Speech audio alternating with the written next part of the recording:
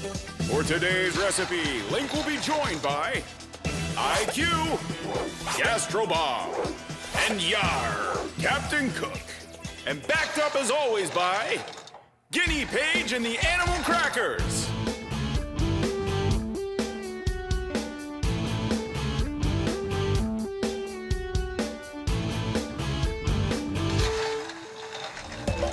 Today, we're gonna make sushi. I think Captain Cook has a question. Ahoy, Captain Cook! Ahoy, matey! I've sailed the 7 seas many a time, but I've never eaten sushi. What be that? In Japanese, sushi loosely means vinegar rice. It's a delicious rice-filled roll you're gonna love. Yar! What was that? It's a delicious rice-filled roll you're gonna love! Sorry, I have some seaweed in me ears. Speaking of seaweed, we're gonna use some in our recipe today. It comes in flat sheets and it's called nori. But the most important part of sushi is the rice. Here are the other ingredients you'll need to make our sushi rolls.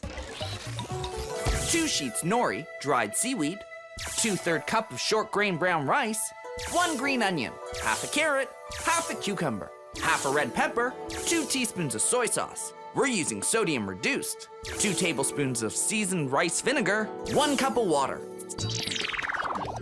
We'll need 2/3 of a cup of rice. It doesn't look like very much rice, but once it's cooked, it will. What's the scoop on rice, IQ? Rice is an amazing grain. It may look small, but it packs a secret punch. When you cook it in hot water, it has the ability to swell, clump up, and get slightly sticky. This is because when you cook it, water enters the starch granules contained inside the rice grain. They swell, which puffs it up. Making our rice perfect for encasing our delicious vegetables and rolling our sushi rolls. Thanks, IQ.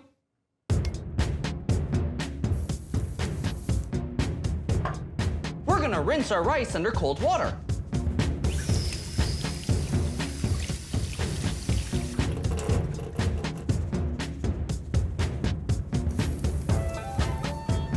Add 1 cup of water.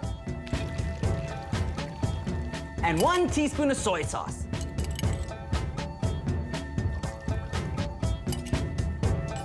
And we'll bring everything to a boil.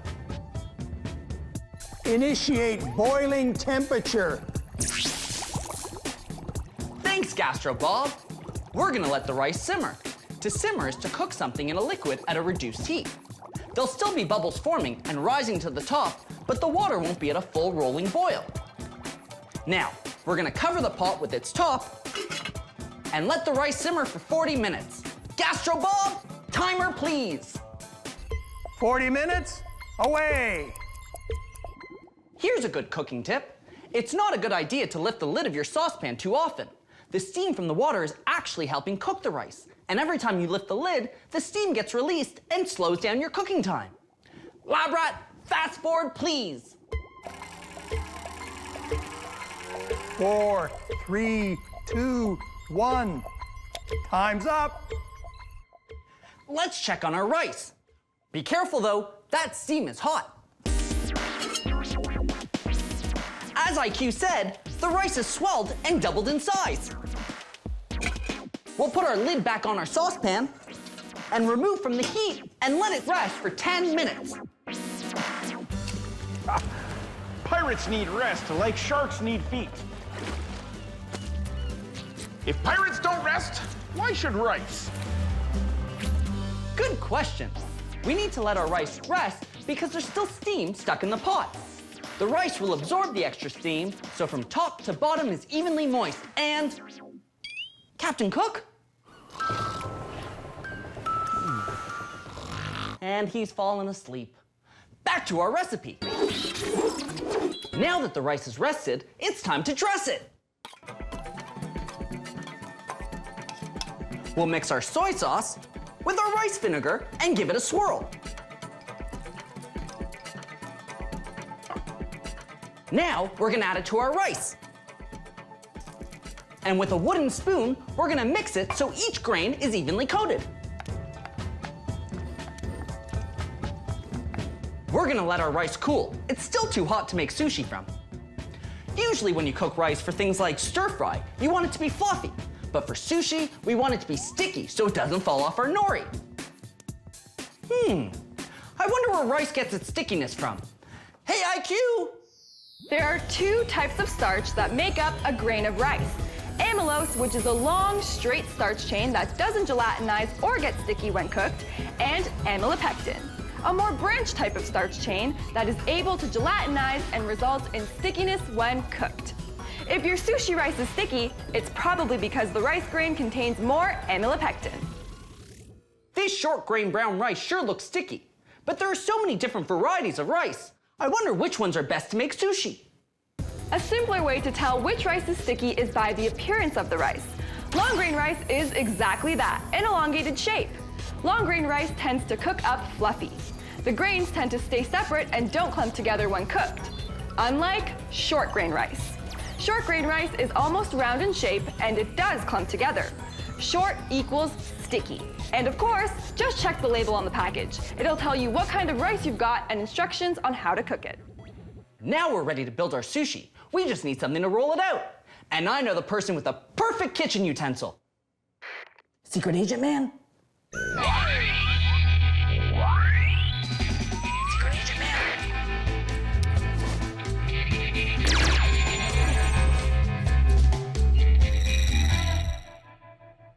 Thanks, Secret Agent Man.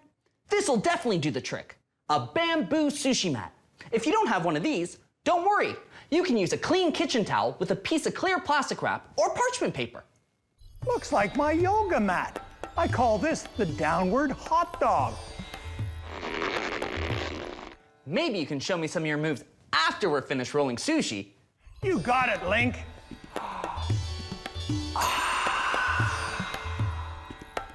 Place a piece of nori on the mat, with the shiny side down.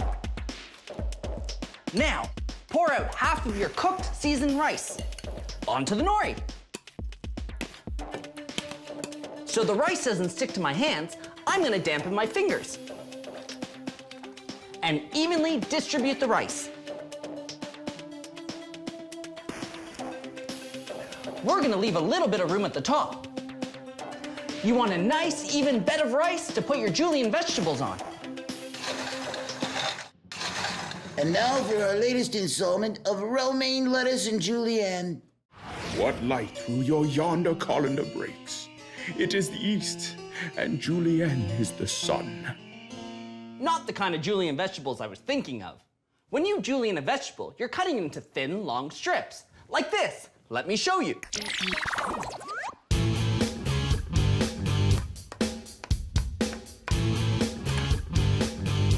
See? Now, let's put our vegetables on our bed of rice.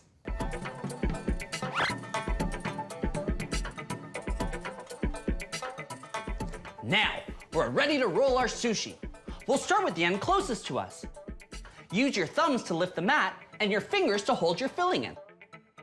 You want to roll your mat over your filling so it's enclosed in nori.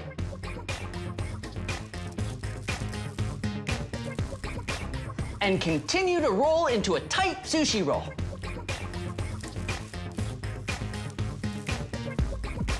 You may have to dampen the edge to create a seal. You don't want any of that good filling falling out.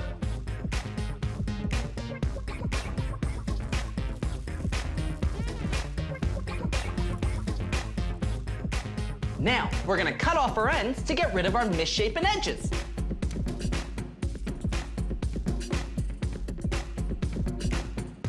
This roll will give us 8 pieces. Chef's treat. When you're cooking things for friends and family and it doesn't look right, it's the chef's treat. That's some good sushi. At home, you can use other ingredients like canned salmon, or avocado, or spinach. I'm gonna finish our second sushi roll. Then it's time to tidy up. Lab rat, speed dial. Let's tidy up, let's tidy up, let's tidy up, let's tidy up. When you're finished and the cooking's done, even though you had lots of fun, you gotta clean up the pots and pans, gotta put them away. wash your hands. Gotta do your best to clean up your mess and tidy up, tidy up. Sushi can be served on its own or with condiments. Condiments add extra flavor after food's been prepared, like mustard or ketchup or mayonnaise. Potential condiments for sushi include soy sauce, pickled ginger, which adds a zing, or wasabi, which kind of tastes like horseradish, or hot mustard. It's spicy!